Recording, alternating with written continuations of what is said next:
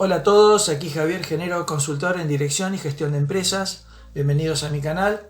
Estamos dando desarrollo al curso de comunicación profesional en la empresa. Que te pido, como siempre, que te suscribas al canal, que le des like al video, que tildes la campanita para recibir las notificaciones de cuando vuelvo a cargar un nuevo material, y que si sentís que algo del material que hoy vas a ver le sirve a alguien, lo compartas. ¿Te parece? Sin más, pasamos al video.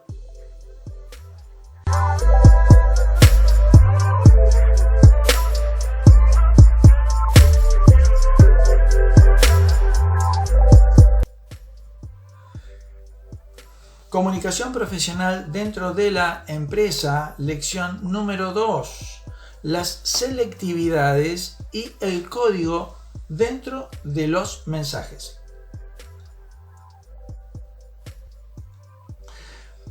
Para comenzar, vamos a refrescar algo que vimos muchísimas veces en nuestra vida desde la secundaria, en que la comunicación tiene un emisor. El emisor acude a un código o lenguaje, a un idioma. A ver si voy a hablar en castellano, voy a hablar en inglés, voy a hablar en francés. Ese sería el lenguaje, el idioma.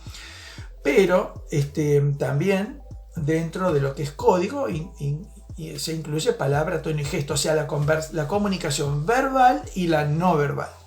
La comunicación verbal es la palabra y el tono, y la no verbal es el gesto. A su vez también el emisor acude a un contenido o tema. Es decir, bueno, fenómeno, vamos a hablar de esto en particular, ¿sí? Con el código y con el tema se genera el mensaje, los mensajes. O sea que el emisor tiene un tema, busca un código que sea un código común. O sea, el código tiene que ser común con el receptor. Porque si yo hablo en un idioma que el receptor no va a entender, el mensaje no va a llegar, no va a cumplir su cometido. Por lo tanto, el mensaje va a un receptor. El receptor, a su vez, ¿qué tiene que hacer? Tiene que devolvernos qué sintió, qué pensó, qué opinó, cómo lo impactó lo que nosotros le dijimos. Si está de acuerdo con que lo que nosotros llamamos blanco, para él también es blanco. O si decimos que el número es 8, el número para la otra persona también es 8. O sea, tiene que hacer un feedback o un retorno para que se cierre el circuito de la comunicación. Luego, estos roles de emisor y de receptor se intercambian precisamente entre ambos. Durante un momento uno es el emisor y durante otros momentos pasa a ser el receptor. Pero el mecanismo de una comunicación altamente eficaz es aquel que va haciendo pequeños circuitos de apertura, cuerpo y cierre. O sea, como que se abre y se despliega el mensaje, se lo recibe, se lo procesa y se da un ok, lo recibí, y un ok comprendido. Nosotros hemos visto en cursos de venta cómo es importante el parafraseo. Cuando alguien escucha a alguien decir, a ver, quiero saber si te entendí bien. Vos me estás diciendo entonces que no vendrías esta semana sino la semana que viene, y que no vendrías solo sino también vendrías con tu contador, y que no te quedarías 2 días sino 3. Esa devolución que hace el receptor es lo que logra que la comunicación sea plena y completa, sin ningún margen de dudas. Ahora bien, a veces la comunicación falla porque las personas no se ponen de acuerdo con los contenidos. Si tenemos que hablar de un contrato y en el contrato hay cláusulas que son leoninas o cláusulas que son injustas, entonces obviamente que por más que yo hable muy agradablemente, lo que me va a emocionar en forma negativa es que están afectando mis intereses. Esto quiero decir que los contenidos no son inocentes. Y obviamente que si los contenidos van en la línea de lo que nosotros queremos y de nuestros intereses, va a generar una emocionalidad positiva, y si no, va a generar una emocionalidad negativa. Pero lo importante es que, bueno, podría llegar a no haber acuerdo, pero no hay que hacer foco en otra cosa más que en el contenido. El problema es que a veces no tenemos problemas o no tendríamos problemas para ponernos de acuerdo en un contrato, cuando el problema sí viene de la forma en la que hablamos. Y entonces vamos a decir que el tema es el contenido y el código es el continente. Es como que yo pongo una carta dentro de un sobre. Y a veces el sobre tiene la dirección equivocada, el sobre tiene el tamaño equivocado, el sobre fue mandado demasiado tarde, por más que el contenido estaba bien.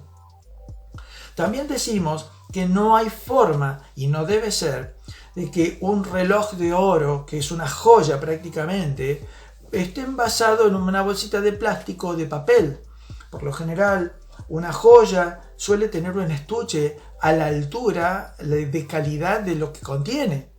Es por eso que no podemos tener tampoco un vino de muy altísimo valor por su realización, por su añejamiento, puesto a lo mejor en una botella de plástico, porque el envase desmerece el contenido.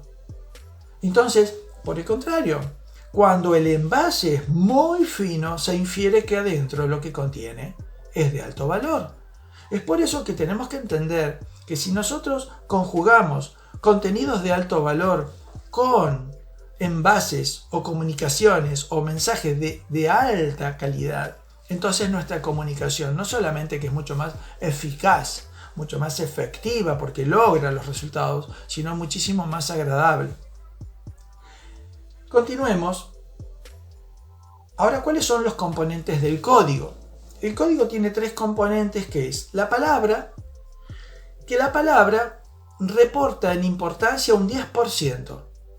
Esto de los porcentajes es muy caprichoso, no te creas exactamente que es así. Es solamente una noción referencial de que la palabra tiene un peso en el mensaje de un 10%. Luego, el tono o emoción tiene un peso del 30%. La emoción, lo que nos despierta, y el tono aplicado. Entonces, ¿qué ocurre?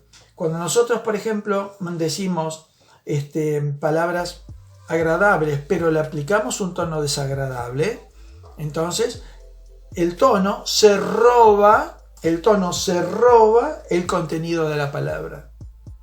Bien, vamos a un ejemplo.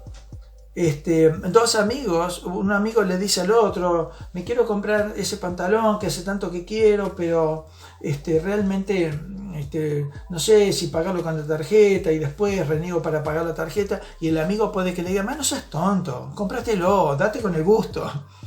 Entonces, ¿qué ocurre? Aun cuando le dice tonto, y sería una ofensa, en el tono es amoroso, es contenedor y es nutritivo. Por lo tanto, el tono vacía la palabra de ese contenido negativo de la palabra.